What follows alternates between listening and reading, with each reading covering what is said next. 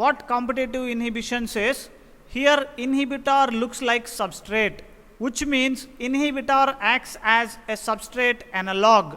Now competition between substrate and inhibitor will be there to bind with the enzyme. Just because substrate and inhibitor both look like same, there is a competition between substrate and inhibition. So increase of substrate concentration reverses inhibition. Increase of substrate concentration can reverse this type of competitive inhibition. So that is about competitive inhibition. Now see what happens in competitive inhibition. As I said, substrate and enzyme binds to form enzyme substrate complex, and it leads to the enzymes and product formation. This is a normal reaction of proceeding direction. Whereas when you add inhibitor, which is similar to the structure of substrate, to the same solution where enzyme and substrate are present, and inhibitor is same as that of substrate, so inhibitor also goes and binds with enzyme and forms enzyme inhibitor complex. But this enzyme inhibitor complex does not proceed to form products. So as a result, reaction is stopped. Also enzyme is trapped by inhibitor, so enzyme is not available for substrate to convert it into products. So this is how the enzyme reaction is inhibited by a competitive inhibitor, which can be a substrate analog. So inhibitor is substrate analog. So what happens in competitive inhibition? What happens in competitive inhibition, you can see from this graph. So in the presence of inhibitor, see the graph, it is here. But in the absence of inhibitor, the Km value is here. So Km value is very low in the absence of inhibitor, and in the presence of inhibitor, Km value increases. When Km increases, what happens? When Km value increases, this is actually not Km, it is 1 by Km. 1 by Km means it is reversal of Km. So 1 by Km value is very less for in the absence of inhibitor, and in the presence of inhibitor 1 by Km is more. 1 by Km is more means Km value is less. If 1 by Km value is more means, what means? Affinity decreases. So affinity decreases. So when affinity decreases, what happens? There is no change in the Vmax. So in competitive inhibition, what happens? Because of the presence of inhibitor, the Vmax is remaining same, but the substrate concentration required to reach Vmax increases. That is why I have told, when you give high substrate concentration in case of competitive inhibition, you can overcome the effect of competitive inhibition. So examples for competitive inhibition, there are drugs called sulfa drugs. These sulfa drugs contain sulfonamide. This sulfonamide compound resembles like a compound called PABA. PABA means para-amino-benzoic acid. So sulfonamide is similar to the structure of PABA. So sulfonamide is called as PABA analog. So this sulfa drug consists of a compound called sulfonamide, which resembles the structure of PABA. And PABA is required, para-amino-benzoic acid is required for folic acid production in bacteria.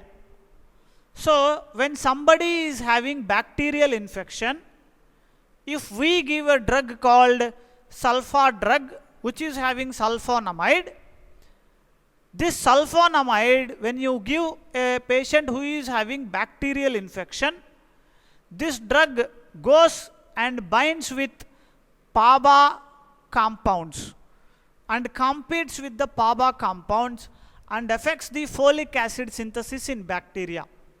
And folic acid is very essential for the growth of bacteria, And because sulfonamide goes and binds with the PABA compounds, related compounds, so the enzymes which are synthesizing this PABA are binded with the sulfonamide. As a result, folic acid is not produced in the bacteria. So folic acid is not available, then bacteria will not grow. So bacteria will die. So we use sulfa drugs to treat certain bacterial infections.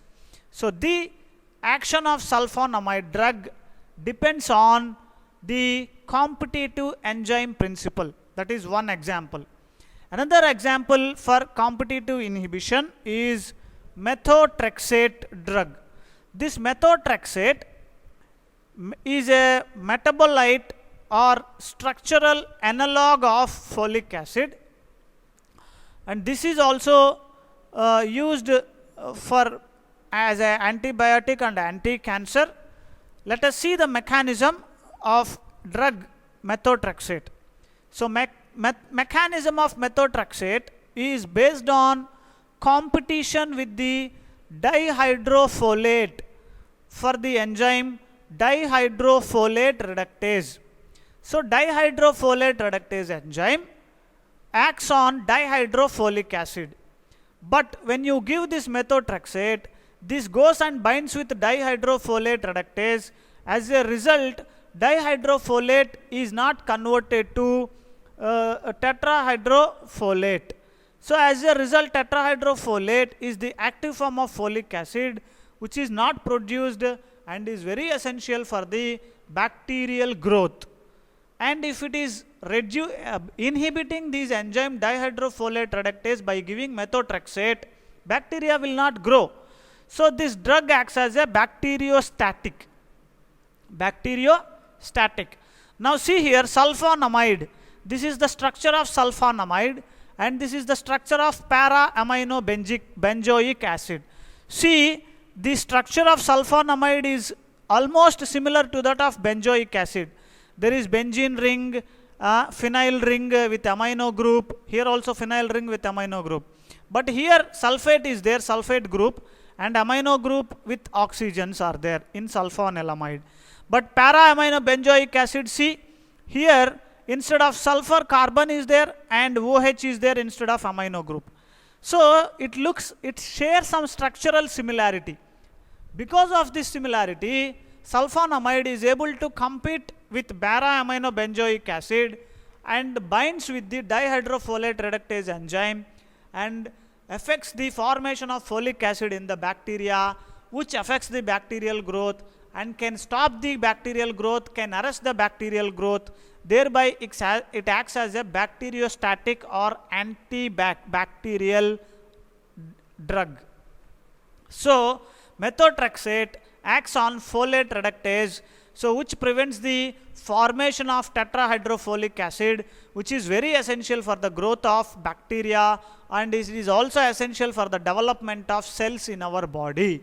So methotrexate is an analog of dihydrofolic acid which inhibits the dihydrofolate reductase enzyme, which can be used in the treatment of cancers, and sulfonamide, which is used as an antibiotic, which is also based on the competitive inhibition principle.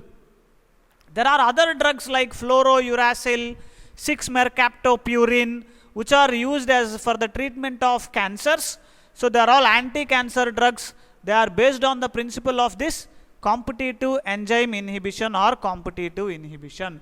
There are many examples for competitive inhibition, like enzyme succinate dehydrogenase. If you take, actually succinate dehydrogenase catalyzes the conversion of succinate to fumarate. So this is the reaction catalyzed by succinate dehydrogenase to convert succinate to fumarate. This succinate dehydrogenase enzyme can compete with the other compounds like malonate, oxalate, oxaloacetate. See, malonate, oxalate, they are having COO groups at the terminal carbons. Even oxaloacetate is also having COO minus groups or COOH groups on either side of the ends of the carbon. So it looks like the malonate, oxalate and oxaloacetate, they looks like succinate.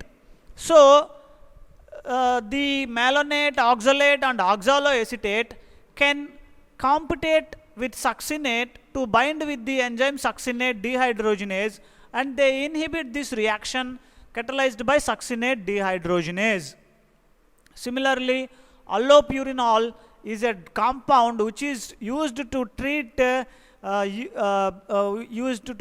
disease called gout. So, gout is a condition where excessive uric acid is produced in the body, and there is a compound called hypoxanthine which is increased in gout. So, this hypoxanthine is converted to xanthine, and xanthine is finally converted to uric acid. This reaction takes place by an enzyme called xanthine oxidase. So, XO means xanthine oxidase. This xanthine oxidase enzyme can be inhibited by a compound called allopurinol, which is a structural analog to the compound called hypoxanthine. So, allopurinol looks like hypoxanthine. So, allopurinol binds with this enzyme xanthine oxidase, which prevents the availability of xanthine oxidase for the conversion of hypoxanthine to xanthine. So, it is inhibited. So, hypoxanthine cannot be converted to xanthine when you give allopurinol. So, ultimately uric acid is not produced in the body.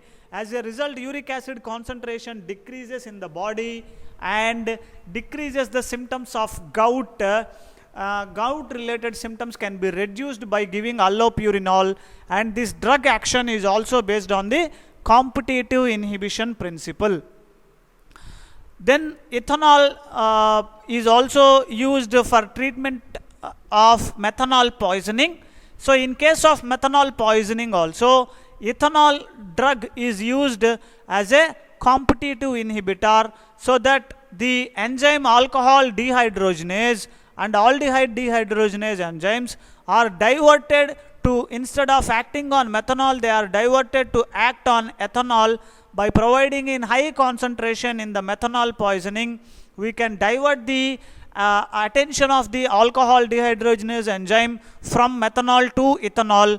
As a result, methanol poisoning can be reduced and can be treated by giving ethanol, which is also based on the competitive inhibition principle.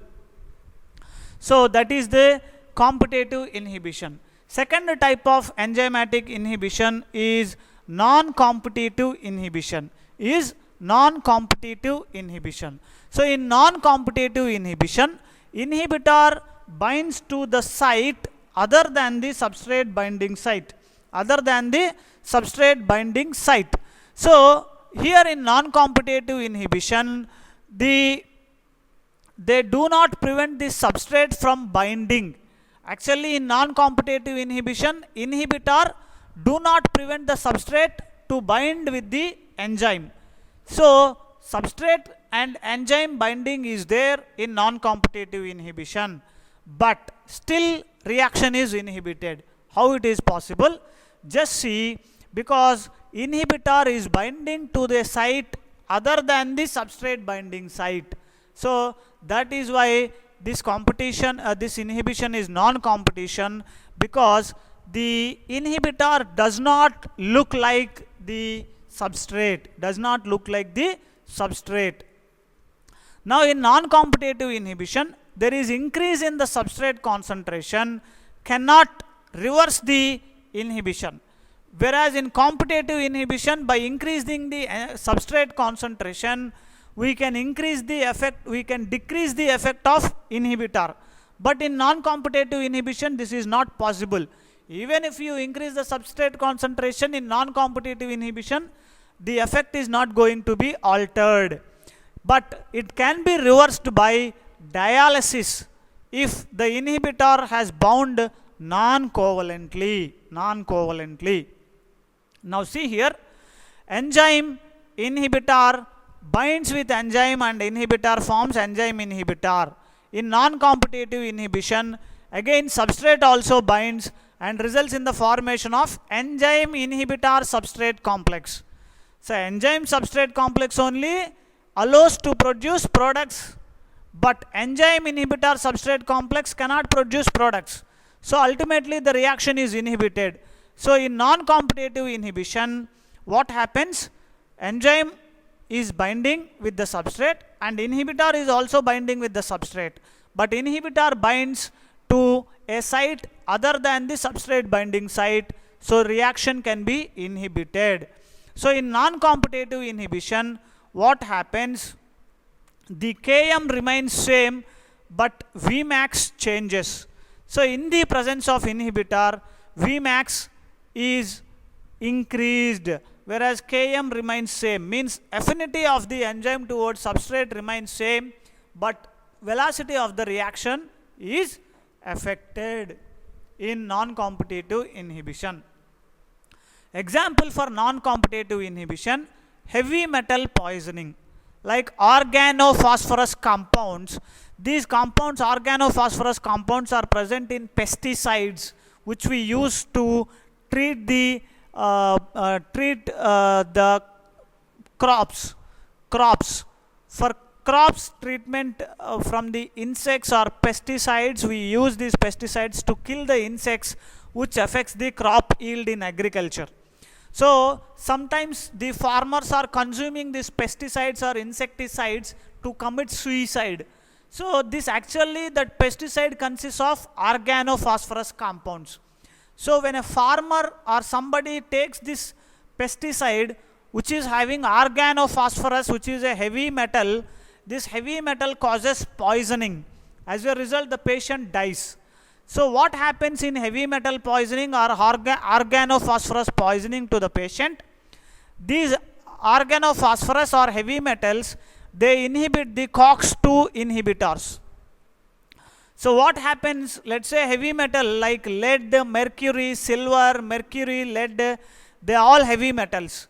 In heavy metal poisoning, these heavy metals, they bind covalently with the sulfhydryl, means SH groups that are present at the active site of the enzyme, and they bind irreversibly with the SH groups of the active sites of the enzyme. As a result, heavy metal goes and binds with the sulfhydryl groups and causes distortion to the active site of the enzyme, and active site of the enzyme is not available for binding with the substrate.